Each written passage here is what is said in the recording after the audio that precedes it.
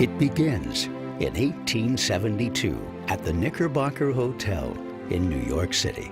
Led by Dr. Walter Fleming and actor William J. Florence, 13 Master Masons form a social club.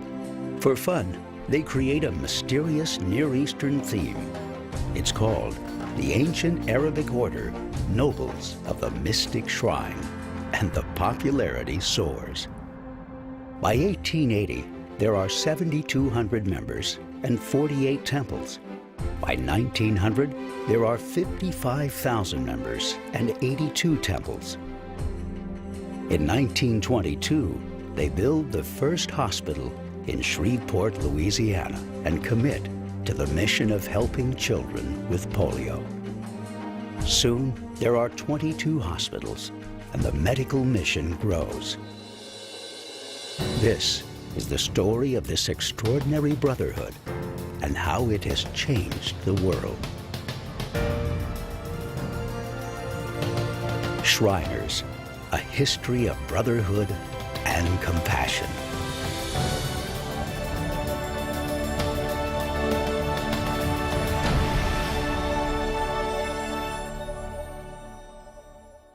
Well, as they say, in the beginning when the shrine was formed, go back into the 1870s when New York was quite a popular place for just about everything going on in the world at that time. The Civil Wars ended, and in America's biggest city, New York City, a group of Masons comes together who think that it's great to be a Mason, but that lodge meetings are a little bit on the stuffy, stale side. They meet regularly for lunch at a place called the Knickerbocker in New York City, Manhattan, and decide that they need to form a club that will require you to be a Mason to be a member of it. We had two very prominent people who were really the movers and shakers to start the organization. Billy Florence, who was a very famous and well-known actor at that time, and Dr. Fleming, who was a very prominent physician in New York City. They were familiar with some of the customs and culture of the Middle East, and they decided that they would wrap this club that they were about to form around an Arabian Nights sort of pageantry kind of theme. And so the Ancient Arabic Order Nobles of the Mystic Shrine is born as a social club for Freemasons in New York City. It grows from there.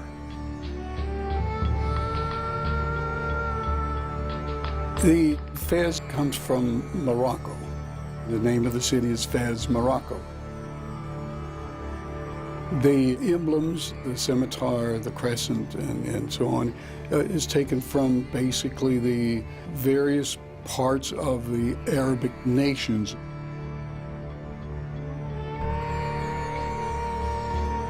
It was the mystique part of it, I think, that was intriguing to a lot of people, both outside of Masonry and inside as well, of course. That was, I think, a great drawing card.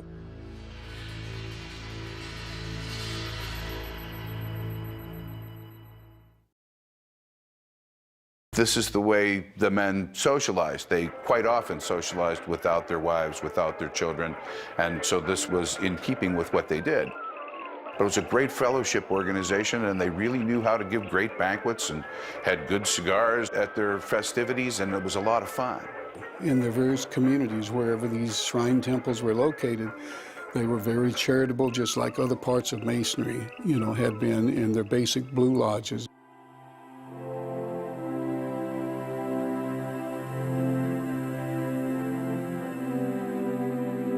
In those days, the charity really meant an awful lot to a lot of people because you didn't have the programs you have today in there to take care of people who were in dire need, health-wise or otherwise.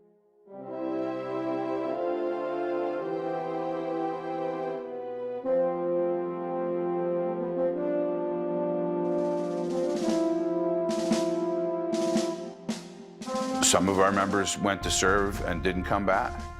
Some of our members went to serve and came back forever changed. Some of our citizens went to serve and came back, and then were looking for something where they could continue fellowship with their comrades, and many of them did choose the Masonic fraternity and eventually Shriners as their home. Eventually, some of the members felt that maybe there needed to be a little bit more purpose than just having a good time. But we have to remember that the reason that the organization was founded was because Masons thought that lodge meetings were too stale and they needed to have an organization where they would have a good time.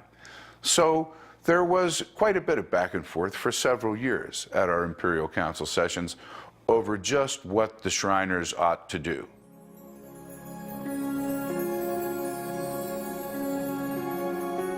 Freeling Kendrick was a great leader.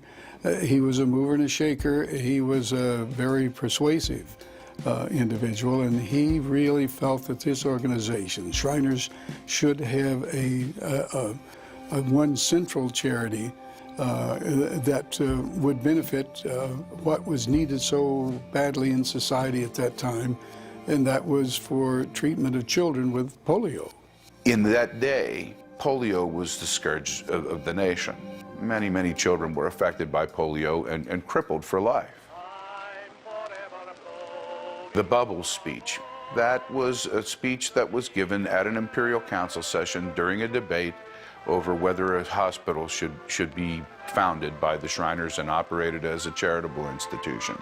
He sang a little bit of the song and quoted from it and challenged his fellow delegates to stop blowing bubbles and to finally do something about this. I was laying in bed yesterday morning about 4 o'clock, and some poor fellow who had strayed from the rest of the band stood down there under the window for 25 minutes playing "I'm Forever Blowing Bubbles." I'm forever blowing bubbles. I thought of the wandering minstrel, and I wondered if there were not a deep significance in the tune that he was playing. While we've spent money for songs and spent money for bands, it's time for the Shrine to spend money for humanity. I want to see this thing started. Let's get rid of all the technical objections, and if there is a Shriner in North America who objects to having paid the $2 after he has seen the first crippled child helped, I will give him a check back myself. And indeed, they voted in 1920 to establish the first Shriners Hospital, and in 1922, the first hospital did open in Shreveport, Louisiana. So they were finished blowing bubbles, but they weren't finished having fun. But now it was fun with a purpose. And of course, after that hospital, then they kept building more and more and more all across North America at that time.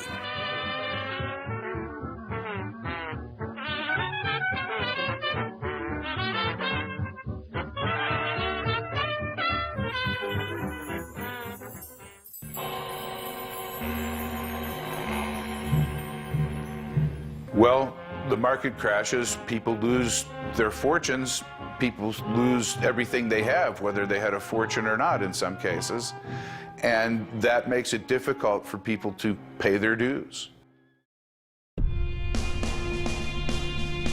The Second World War, of course, has a greater impact because it was, from the United States standpoint, a much larger war.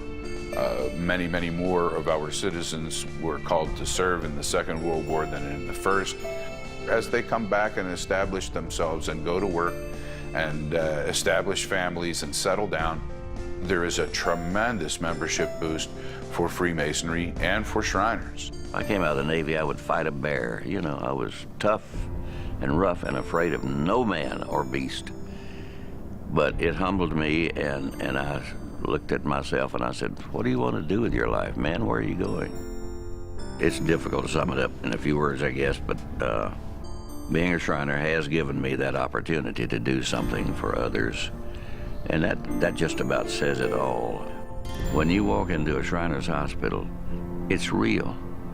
It is the great reality show, and you know what you're seeing is the truth. They're hurting kids lying here, and there may be 20 of them in here today, and they're being helped. And one of these days soon, they'll be up and out of those beds, and they'll be going back home, and they'll be running in the yard and playing, kicking a football or bouncing a basketball. And I'm a part of that. It's hard to believe.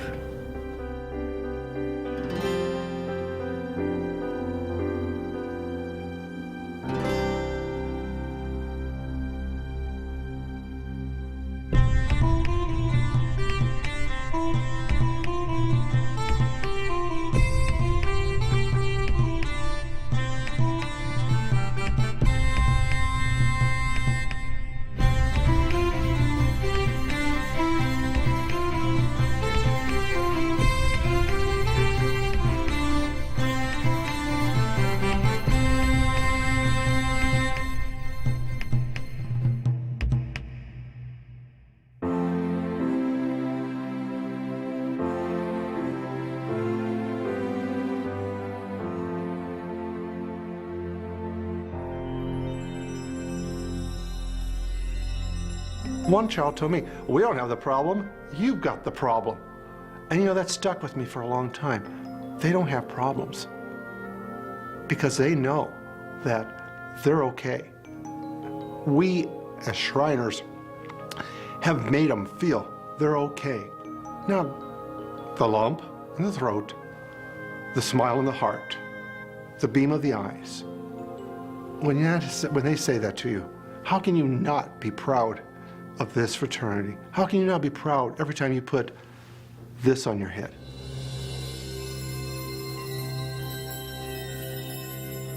It's my life, and it basically has been. It's just been the meaningful thing in my life of doing something and being a part of an organization or a group that you feel like, I feel good. It's phenomenal. I've met people, not only in my own temple, but all over the country that I've never had a chance to meet had I not been a Shriner. We have a chance to travel. We do dances and social events here.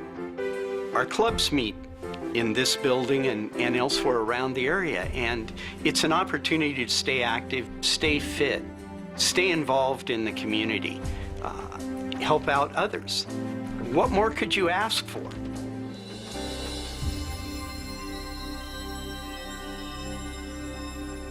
Well, my grandfather was, I believe, his first involvement was in Minneapolis, Zura Temple. He was potentate there in the 20s and then went on to be imperial potentate of the shrine in 37, 38, I believe. He had 3 sons. My dad was the youngest of those. All became Shriners. We have a lot of camaraderie, a lot of fun. We have unique things we do together, like clown, ride horses, play music, and we have the bond of the basic Masonic Brotherhood that makes it just natural to be at ease with each other and enjoy each other. It's truly amazing what we've been capable and able to do. As I tell many of the nobles that I have an opportunity to speak with, that child wants to come up and thank you. They see that fez on your head and their whole life lights up. When that positive approach comes to you and wants to thank you, give you that hug, you know, that's what it's all about.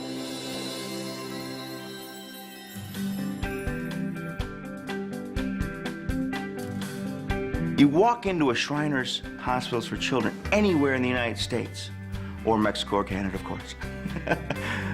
It's a happy place. It's bright, it's lit, there's colors, people are laughing, the environment is so different. And I think you're starting to see now, other hospital systems have seen what that does. When you bring a positive energy and you bring a positive outcome, everything else flows.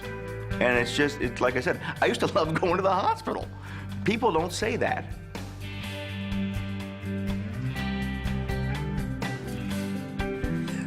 It's made me a better man.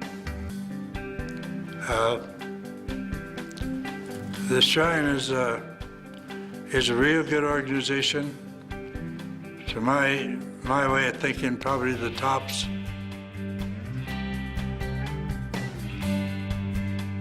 Whenever a noble actually visits our temple, it's always a pleasure to actually give them a tour and provide the history of what the shrine is all about, especially when they come in and see the stage itself. The first reaction is always, I always look for that magic word, wow, because of the enormous building this is, and as far as the rich history behind it also. The work that's done in our hospitals is amazing. We are, in certain areas, the areas where we specialize, we're the best in the world. We do things with burn patients that nobody else can do. And we do things with prosthetics that nobody else can do. We are blessed to be able to work with some very skilled surgeons and some very dedicated doctors and nurses and therapists. And it's a whole child approach. It's more than repairing burned skin or fixing crooked bones. It's more than repairing a face that's been marred by cleft lip. And it's more than trying to help people who've been paralyzed because of spinal cord injuries someday walk again. In a lot of ways, being a Shriner has made my life worth living. The Shrine is a fraternity with a purpose, and our purpose is our 22 hospitals. And we have fun with it, and we ride little cars and the motorcycles, and we walk in the parades, and we play music and horns and beat the drums and entertain kids with the Shriners. And so it is a philosophy of life. And I hope that it will be continued because it brought a lot of joy to me and a lot of pleasure and a great feeling of being able to do something for someone less fortunate. I hope that opportunity never ceases to exist. We need it. It's needed by society. We need to take care of each other. Shriners has changed me many times in the 30 years that I've been a member of this organization. And just when you think that it can't happen again, that I've had all the life-changing experiences I'm going to have from visiting a hospital or talking to a parent of one of our patients or the kids themselves, it happens again. It happens again. And I'm sure at this point that it's going to continue to happen as long as I'm wearing the fez.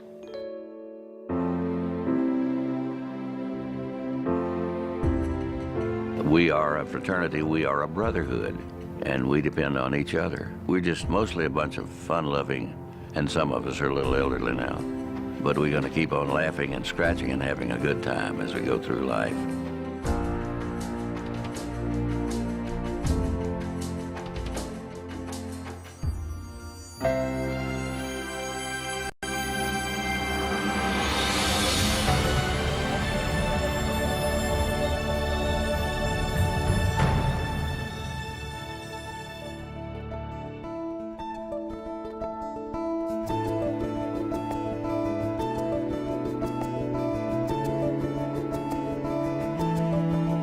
Shriners Hospital for Children provide the finest medical care in the world, regardless of race, creed, color, or the ability to pay for those services.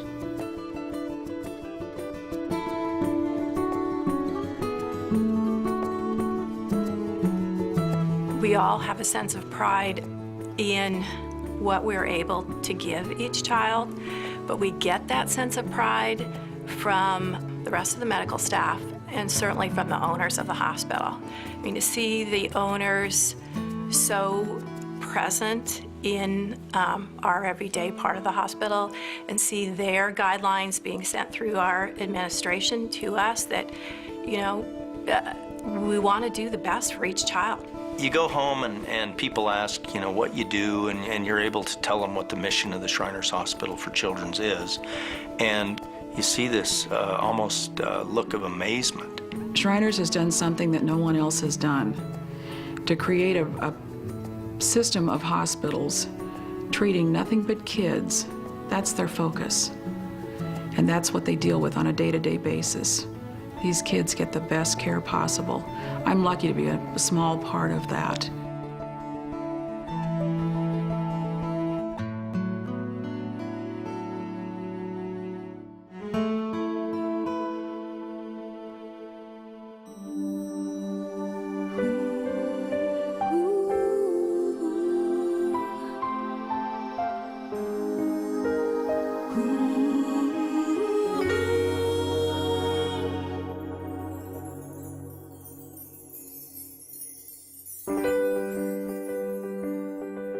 When I was born, I probably wasn't the cutest baby to see since I was born without legs, and the nurses and doctors all got together and thought it would be best if I was put away in an institution.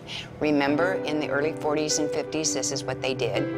And I always say that's when my life in sales began, because I'd like 5 seconds to look in my mother's eyes and say, keep me, keep me.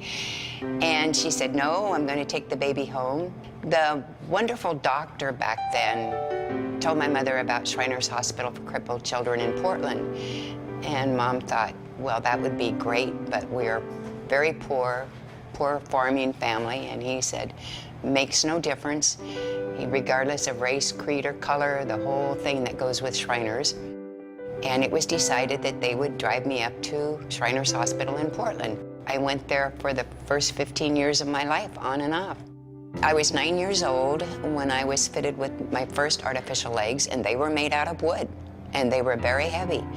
And the belt that went around your waist to keep them on was steel. First time I put them on, it was so exciting. Like I said, 9 years old, 4th grade, I got to pick a dress, a store-bought dress, not one that my mother made because I was too tiny. I got to pick real shoes that I picked out a month before so they could carve the wooden feet to fit the shoes. If it wouldn't have been for Shriners Hospital, I would still be that little girl walking around, probably just on the streets of Mount Angel, because I don't think I would have gotten to go to college.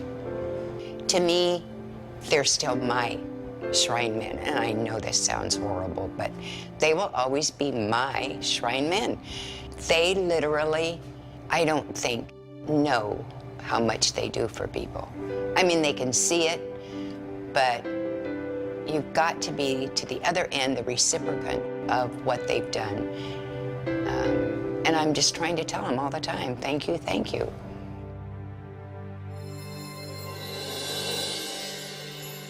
I don't think you can ever have a better place and environment than the Shriners Hospital for Children to really conduct the clinical research. And there is nothing more motivating or nothing that can really touch you, making a child who is unable to stand, unable to walk, to enable him to walk and stand. And if you just look at the face of this child smiling at you, you will understand how important it is, clinical research.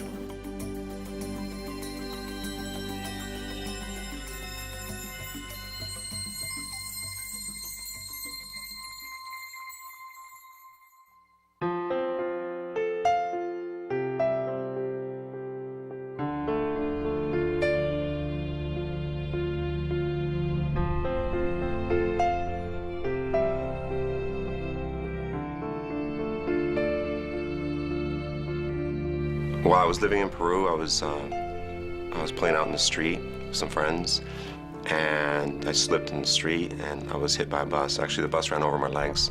I was very small, and it led to open fractures of my femurs, both of them. My family found out about Shriners Hospital by consulting with a local orthopedic surgeon. After he made an evaluation, he thought that I needed some very high-level orthopedic care, and that it would best be done at a place like Shriners Hospital rather than a local children's hospital. I always tried to talk to the doctors. There's something, I found them interesting, and because of that I was able to then get to know them and noting how they were so compassionate. They were very compassionate, warm-hearted people. So it was really the experiences were profound. I actually get emotional in a way because I know that they're part of an organization that had a huge impact on my life, on my family life, on my professional life, on my emotional life, and on how I am today with patients. I don't know if I'd be an orthopedic surgeon, actually, if I hadn't been exposed to Shriners. So when I see a Shriner, I take the time to shake their hand and thank them and tell them that I was a patient at Shriners Hospital in Los Angeles and that they had a huge impact on my life.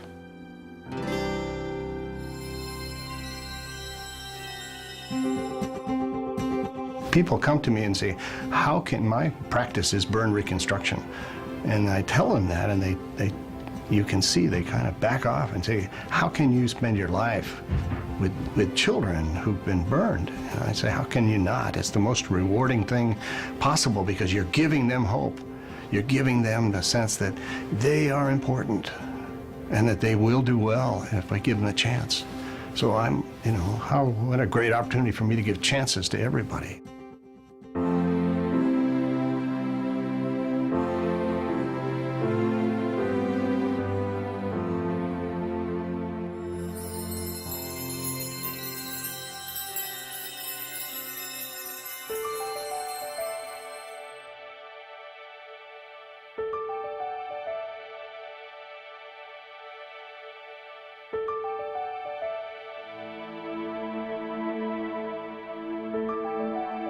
I can't remember if I set the gas can down or if I was still holding it, but there was an explosion. It was just 1 minute I was here on this earth doing typical day-to-day things, and the next thing I knew, I was just surrounded by these flames.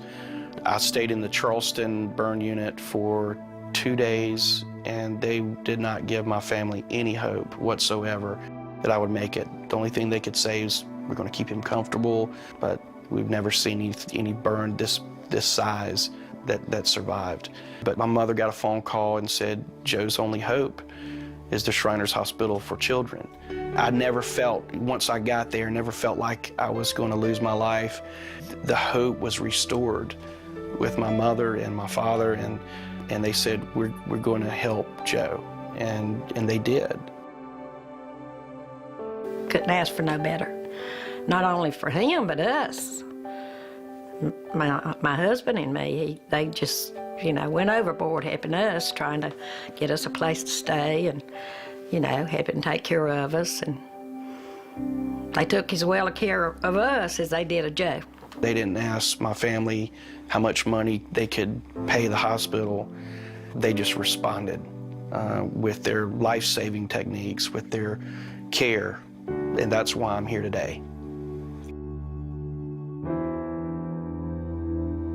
Today, I'm married for 12 years to my beautiful wife, Erin. I've got 2 amazing kids that we both love, and they're just incredible. They saved his life, and not only that, but developed this spirit in him that is, it shows past the scarring, past the wheelchair. You can see this spirit in him that I know comes from the kind of care he was given and the kind of love he was shown by the staff members. It means everything to know he's happy and he's capable of making a living on his own. He takes good care of his family. I'm amazed. They saved his life when everyone else gave his family no hope. So I am passionate. I'm very passionate about raising funding and awareness for the Shriners Children's Hospital, and I'm just so grateful to them for saving his life and for helping him to become the man he is. The Shriners didn't give up on me, and because of that, I was able to go on and do some amazing things and have a productive life and have a great family. And I love life. It's and I owe it to the Shriners and the work that they do.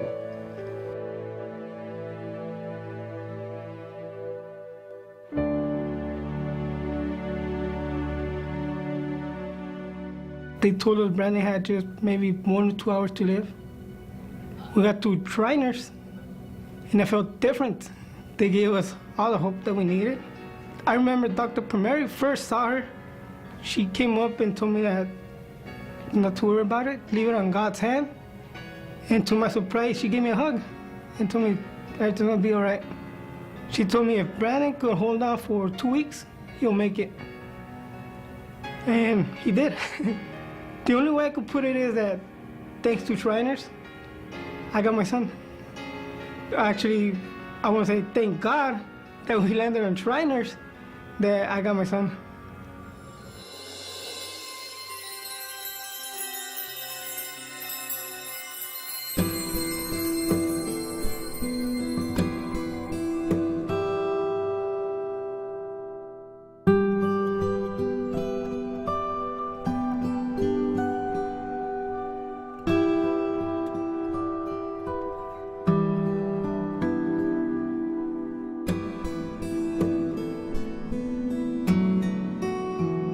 It was in January in 1965, and I was standing in front of an open gas stove to heat the living room, and my nightgown caught on fire. We lived in a row house, and I ran up and down banging on everyone's door when one of my neighbors came out and rolled me in the snow to put the fire out, and was left with burns over 65% of my body. I went to a local hospital where connections were made for the Shriners Hospital in Cincinnati to come in on a private plane and take my burned body back to Cincinnati. I think that the staff at the Shriners Hospital for Children is so incredible that they don't let you see that that's a difficult time.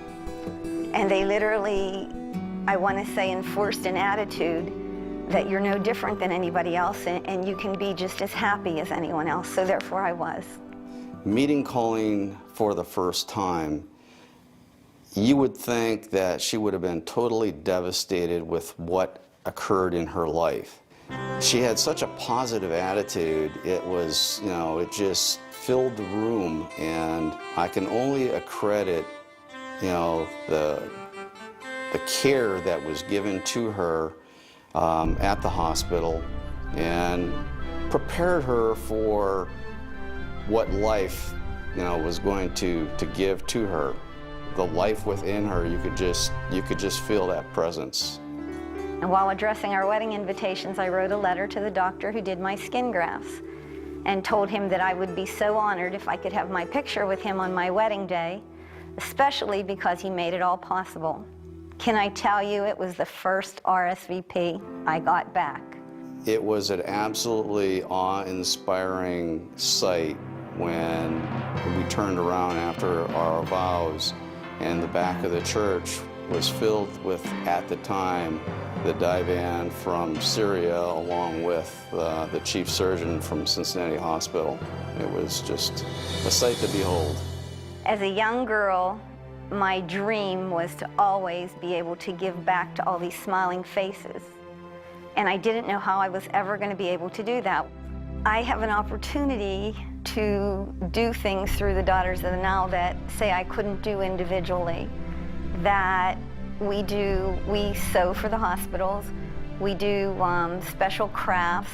My favorite project is tray favors, because I think that it's very, very exciting for a child to wake up from surgery and see this little cutesy clown on their tray that's filled with candy, and they have a treat as well as something nice to look at.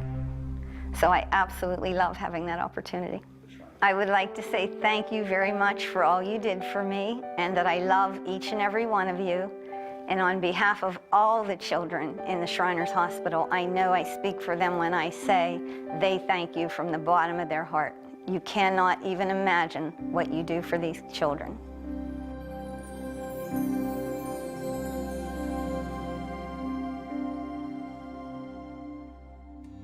It's a great thing for me to practice in the hospital like this, and for all of the doctors on our medical staff, is that we really don't have to consider what people can afford in order to provide them with the best treatment. We think that we're giving them the best treatment regardless of what their financial circumstances are. And so that means that we are filling a gap in the community that is really, really important.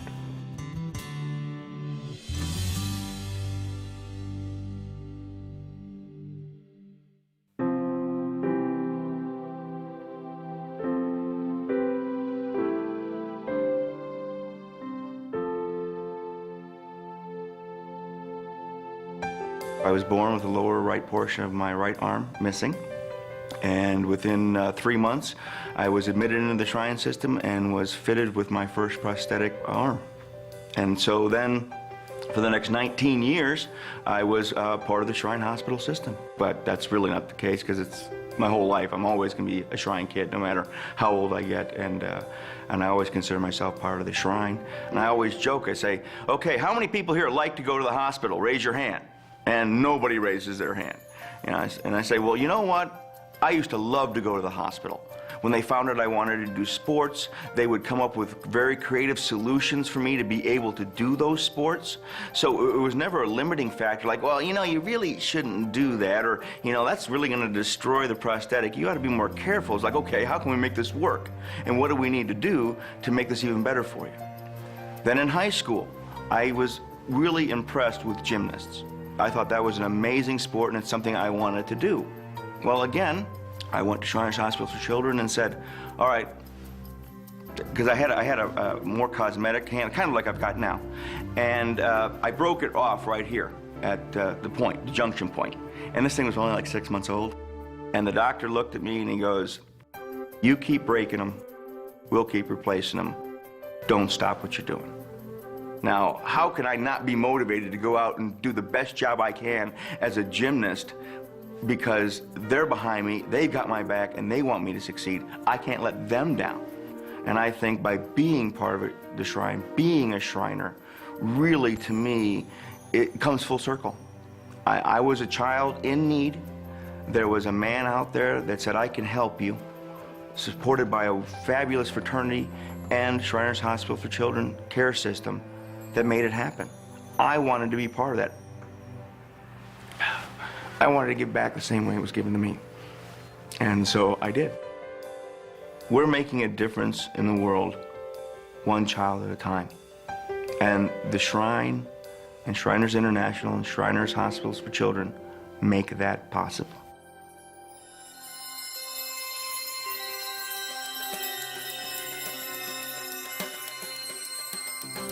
I would like to thank the Shriners Hospital, whether the Shriners and their ladies, for all the support that they're giving us. They are working behind the scenes. Very often people are unaware of the time they give, the care they give, the unconditional love that they give to the children. The patients are part of our family. We all work together toward that goal. I think that's why most of us are here. Compassion is an easy word to use, but it's something that it's got to be genuine. And I think we self-select the people who work here because that's important to them, important to us, to have that ability to express the compassion in both directions, regardless of culture, regardless of age, size, magnitude of the injury. This system, you know, it needs to always exist. Because without this system, again, you know, the children's not going to get this care. It far exceeds any other system that's out there. Because, again, they get to the heart of a child and they help keep that spirit intact. More than anything, I want to say thank you. But I want you to know that the Shriners Hospital for Children are absolutely the best. At Shriners Hospitals for Children, the actions that are put forth by the staff are tremendous, and they can have a huge impact on people, just like they had on me. So I have to thank them for all they did. Shriners Hospital has always been home. I have 2 homes, so I'm very lucky. As far as in my life, the whole family made a difference, and Shriners Hospital made a big difference. These are the most dedicated people that you will ever meet because they love what Shriners Hospitals for Children stands for, what we do, and how we do it for our kids. So be no mistake about it. This is the finest medical care that these children can receive in the world.